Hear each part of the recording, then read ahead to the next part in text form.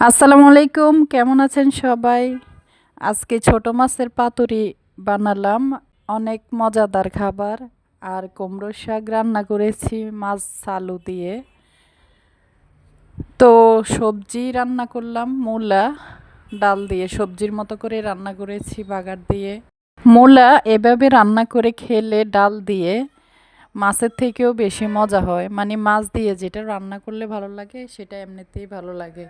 আর এই তো মাছ দিয়ে ভর্তা করেছি, শুধু কাঁচামরিচ আর মাছ, পেঁয়াজ, ধনেপাতা। এই তো মাছের পাতুরিটা খাচ্ছি, অনেক মজা হয়েছে।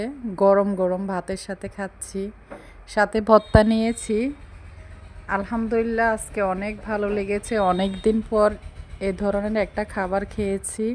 মাঝে মধ্যে এ ধরনের ভিন্ন খাবার খেতে ভালোই লাগে। তো সবাই ভালো থাকবেন।